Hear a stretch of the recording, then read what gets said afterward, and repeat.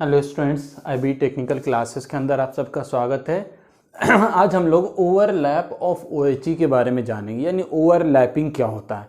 तो इस डायग्राम के अंदर ओवरलैपिंग दिखाया गया। सबसे पहले जनरली आप समझ ली ओवरलैप होता क्या है।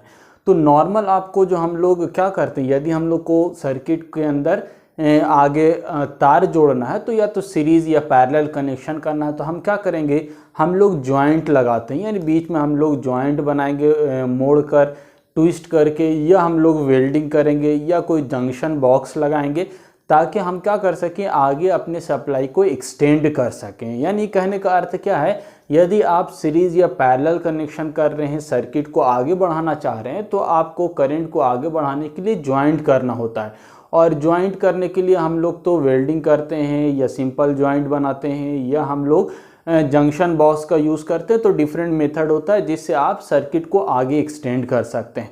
तो सिमिलरली यहाँ पर भी क्या होता है, मैकेनिकली बैलेंस रखने के लिए हम लोग क्या करेंगे, आपका डिफरेंट जो आपका यानी पूरा OHE सिस्टम है, कई किलोमीटर, 1-2 किलोमीटर नहीं, हज़ारों किलोमीटर के अंदर आपका OHE सिस्टम बिछा हुआ है, कंडक्टर लगा हुआ है।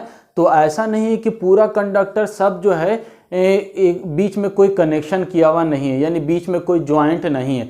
तो वहाँ पर जो जॉइंट का काम होता है उसी के लिए हम लोग क्या करते हैं, यहाँ पर ओवरलैपिंग का काम करते हैं। ताकि अब देखिए, सिंपल अगर जॉइंट बनाया जाए तो जॉइंट बनाइएगा तो क्या होगा, इस पर स्ट्रेट नॉर्मल आपका जो कंडक्टर है उसमें उतना ज़्यादा स्ट्रेस टेंशन नहीं होता। लेकिन यहाँ पर जो OHE सिस्टम है, यहाँ पर टेंशन बहुत है, तनाव बहुत है। तो उसकी वजह से आपका क्या हो जाएगा, जॉइंट टूट जाएगा। तो पहला चीज़ तो ये है कि जॉइंट सक्सेसफुल नहीं है यहाँ पर। दूसरा दिक्कत ये है OHE सिस्टम के अंदर कि हमको यहाँ पर पेंटोग्राफ से टच करते हुए जाना। यदि आप जॉइंट बना दिए या आप जंक्शन बॉक्स लगाना चाहें तो नहीं लगा सकते। क्यों? क्योंकि ये कंडक्टर और बीच में यहाँ पर इस तरह का जॉइंट बनाया और नीचे देखिए ढक्कन के इस तरह का आप यहाँ पर कुछ रुखड़ापन आ गया, तो क्या होगा, ये पेंटोग्राफ जाएगा, इसमें फंस जाएगा, टूट जाएगा। तो आपका OHE क्या होना चाहिए, इस तरह का होना चाहिए ताकि आप कंडक्टर यानी सप्लाई को आप एक सेक्शन से दूसरे में भेज भी दीजिए और आपका बीच में पेंटोग्राफ को कोई प्रभाव नहीं पड़े। ठीक है, तो पेंटोग्राफ को करंट कलेक्शन में कोई दिक्कत नहीं हो, इसके अलावा आपका सप्लाई आगे भी चला जाए, इस तरह का हम लोग कोई व्यवस्था करना है। तो इसी के लिए हम लोग क्या करते हैं, ओवरलैपिंग का काम करते हैं। दूसरा चीज़ थर्मल एक्सपेंशन समझिए। तो थर्मल एक्सपेंशन का मतलब बढ़ना या घटना, आपका इन्वायरमेंटल इफेक्ट हो रहा है। तो अब मान के चलिए जो किलोमीटर आपका जो कंडक्टर का लेंथ है, उस लेंथ को हम बहुत ज़्यादा नहीं कर सकते। क्यों नहीं कर सकते हैं कि यदि 1 किलोमीटर 1.5 किलोमीटर की जगह 5 किलोमीटर का आपने वन लेंथ टेंशन लेंथ लिया, तो उसकी में अंदर क्या होगा, सैग की वैल्यू ज़्यादा होगी, या टेंशन हो रहा तो टेंशन की वैल्यू ज़्यादा होगी।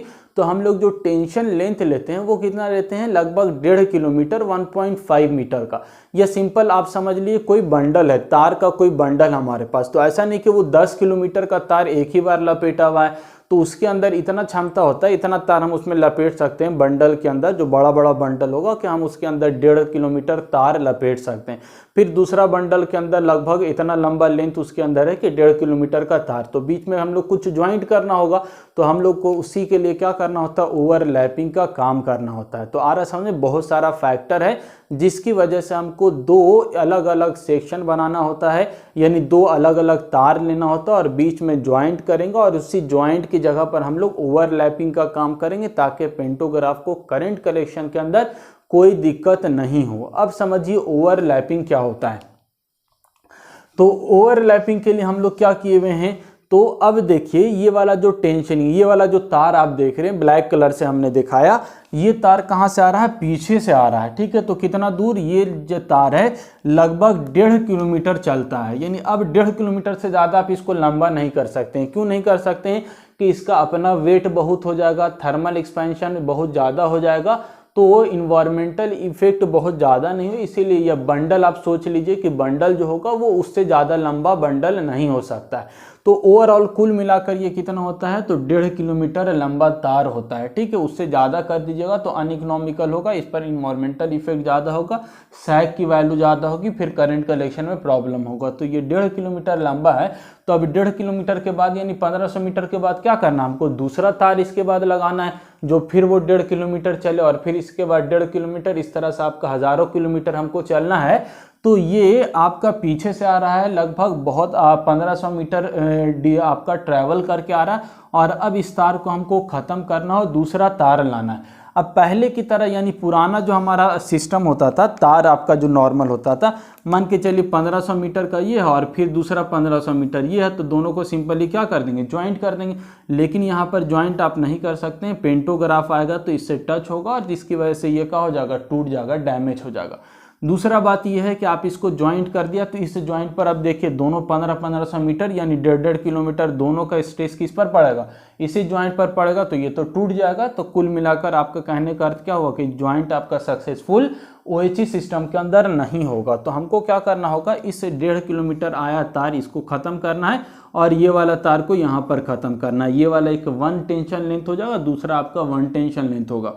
लेकिन इस पेंटोग्राफ को इलेक्ट्रिकल सप्लाई यहाँ पर भी मिलना चाहिए और यहाँ पर भी मिलना चाहिए, यानी पेंटोग्राफ को पता नहीं चले। कहने का अर्थ है कि सांप मर जाए लाठी भी नहीं टूटे, तो ये पेंटोग्राफ यहाँ से रन होता चलेगा और इसको पता भी नहीं चलेगा कि पुराना वाला तार खत्म हो गया और नया तार चालू हो गया, 1 टेंशन लेंथ खत्म हो गया, दूसरा टेंशन लेंथ स्टार्ट हो गया। इस तरह का व्यवस्था करते हैं, उसी के लिए आपका ओवरलैपिंग किया जाता है। तो क्या करते हैं हम लोग, ये पिछला तार आपका आ रहा है, इसको लेकर हम क्या करेंगे, यहाँ पर पोल पर लेके ख़त्म कर देंगे।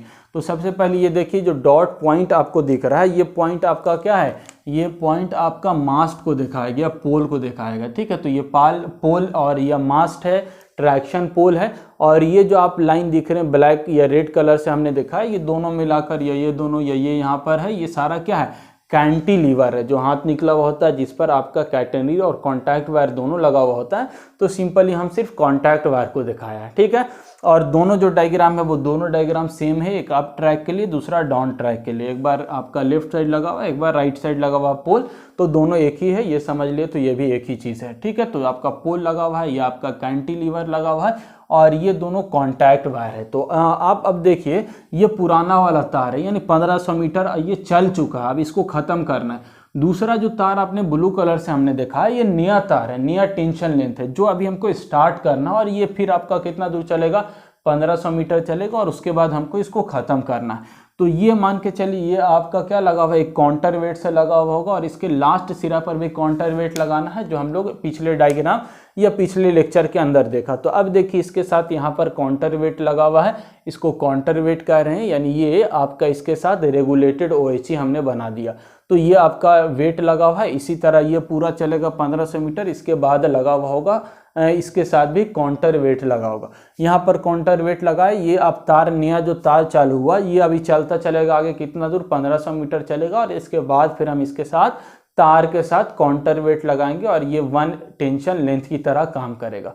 लेकिन अभी ये समझिए हमको ये वाला पुराना तार को ख़त्म करना है और नया तार चालू करना है। पुराना 1 टेंशन लेंथ ख़त्म होगा और नया 1 टेंशन लेंथ चालू होगा। तो अब कैसे काम होता है, तो इसके लिए हमको कम से कम 3 स्पैन लेंथ की आवश्यकता होती है, 1 2 नहीं। इसीलिए ये वाला देखना थोड़ा सा समझना दिक्कत होता है, स्टार्टिंग में हमको भी दिक्कत हुआ था, क्योंकि ये 1 लेंथ यानी एक किसी जगह पर नहीं है, ये आप 72 मीटर का 1 स्पैन लेंथ होता है, तो 72 मीटर 72 मीटर 72 मीटर, तो आप इतना दूर चलिएगा तब आपको समझ में, हाँ ऊपर में ओवरलैपिंग हुआ। तो जल्दी सडनली कोई एक जगह पर जॉइंट बना हुआ नहीं है कि आप देखिएगा और समझ में आ जाएगा हाँ भाई ओवरलैप है। तो ओवरलैप के लिए कम से कम 3 स्पैन लेंथ आप चलिएगा तो दिखेगा आपको पुराना तार खत्म हो गया और नया तार यहाँ से चालू हो गया, ठीक है।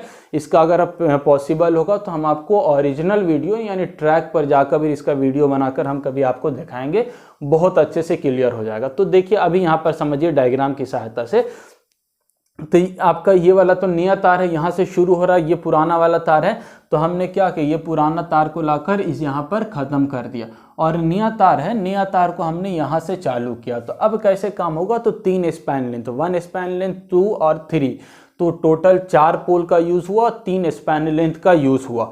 तो वन जो स्पैन लेंथ है ये बीच वाला स्पैन लेंथ, यहाँ पर ओवरलैपिंग होगा। ओवरलैपिंग का मतलब पैरेलल रन करेगा, दोनों तार एक साथ चलेगा। यानी आपका ये पेंटोग्राफ है, ये पेंटोग्राफ, तो ये पेंटोग्राफ क्या करेगा, यहाँ पर आपका दोनों तार को पकड़कर चलेगा। ठीक है, तो दो तार है, पैरेलल रन हो रहा है, तो ये आपका दोनों तार आपका यहाँ पर वन स्पैन लेंथ आपका दोनों तार ये पेंटोग्राफ दोनों को टच करके चलेगा। और वन के बाद क्या हो जाएगा, ये वाला तार पुराना वाला खत्म हो जाएगा और नया तार यहाँ से चालू हो जाएगा।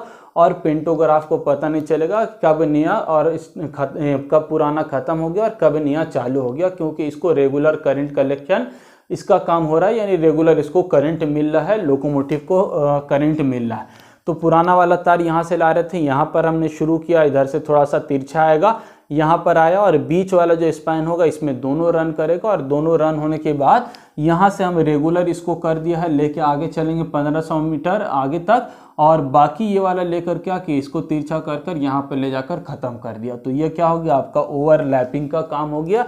3 स्पैन के अंदर ओवरलैप होगा, बीच वाला आपका जो स्पैन होगा इसके अंदर दोनों पैरेलली रन करेगा, इस तरह से होगा। और पेंटोग्राफ दोनों को टच करता हुआ चलेगा। और जैसे यहाँ से आगे बढ़ा, फर्स्ट बीच वाला स्पैन से आगे बढ़ा, तो ये वाला तार क्या हो जाएगा, धीरे धीरे चलते चलते ये किनारे हो जाएगा, मुड़ जाएगा, यानी ये हट गया पेंटोग्राफ से। और आपका पेंटोग्राफ से एक नया तार अटैच हो गया और वो आपका अब रेगुलर 1500 मीटर तक चलेगा। तो ये आपका ओवरलैपिंग हो गया।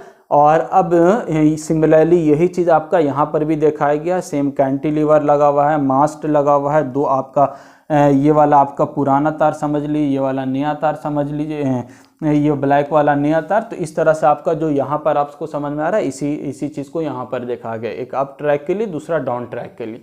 अब दूसरा चीज़ ये समझिए, जो ओवरलैपिंग है ये दो तरह का ओवरलैपिंग, एक हम लोग क्या कहते हैं इंसुलेटेड ओवरलैपिंग, दूसरा अनइंसुलेटेड ओवरलैपिंग। इंसुलेटेड और अनइंसुलेटेड के अंदर बहुत थोड़ा सा अंतर।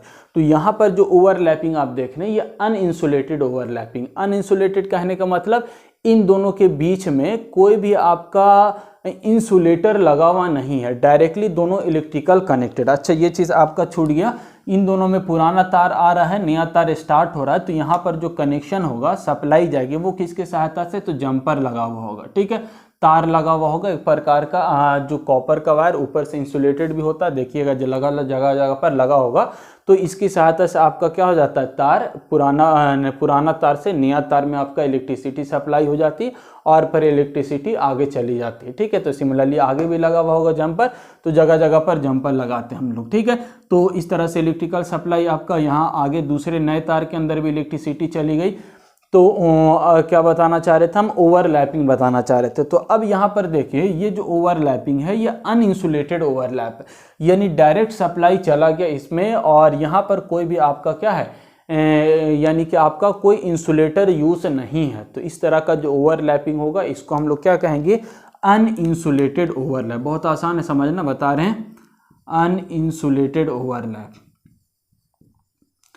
दूसरा जो ओवरलैपिंग होता है वो इंसुलेटेड ओवरलैप। तो ये तो अनइंसुलेटेड हो गया, यानी पुराना और नया तार के बीच में कोई भी इंसुलेटर लगा हुआ नहीं है। जैसे पैरेलल कनेक्शन हुआ, इसने नया तार मिला, सप्लाई मिल गई और आगे भी कंटिन्यू सप्लाई मिल गई, बीच में कोई कंट्रोलिंग हमारे हाथ में नहीं है। यदि कंट्रोलिंग चाहते हैं तो क्या करना होगा, आपको बीच में एक स्विच लगाना होगा, ताकि आप यहाँ से क्या करना, आपके मर्जी के ऊपर आप आगे सप्लाई भेजना है या नहीं भेजना है। नया जो आपका टेंशन लेंथ है उसके अंदर सप्लाई भेजिएगा या नहीं भेजिएगा, ये आपके ऊपर डिपेंडेंट है।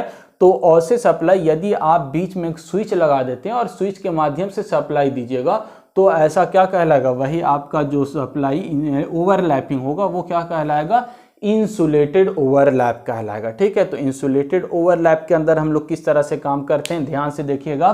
तो हम लोग सिंपली ये जो पुराना तार है, इन और नया तार के बीच में जब नया तार चालू होगा तो हम लोग क्या करते हैं, एक सेक्शन इंसुलेटर लगाते हैं। ठीक है, नॉर्मल इंसुलेटर की तरह ये नहीं होगा, थोड़ा सा अंतर होगा। नेक्स्ट टॉपिक के अंदर हम वही सेक्शन इंसुलेटर की बात करेंगे और आपको अच्छे से डायग्राम दिखाएंगे। तो अभी सिर्फ इतना समझ लीजिए, इंसुलेटर लगा होगा ताकि आप पुराना तार से नया में आप सप्लाई देना। तो अब देखिए इंसुलेटर है, तो यहाँ से अब नया वाला तार में तो सप्लाई जाएगा नहीं, क्योंकि बीच में क्या है, इंसुलेटर लग गया। और इंसुलेटर के लिए हम लोग क्या किए हुए हैं, पेंटोग्राफ आएगा। तो अब देखिए यहाँ पर पेंटोग्राफ आएगा तो अब नॉर्मल अगर देखिएगा तो यहाँ से आकर टकरा जाना चाहिए इसको, लेकिन ये इंसुलेटर इस प्रकार का बना हुआ होता है ताकि पेंटोग्राफ इससे पार हो जाए, इंसुलेशन का भी काम हो जाए और पेंटोग्राफ को पता भी नहीं चले, यानी बीच में टकराएगा नहीं, इस प्रकार का इंसुलेटर लगा हुआ होगा।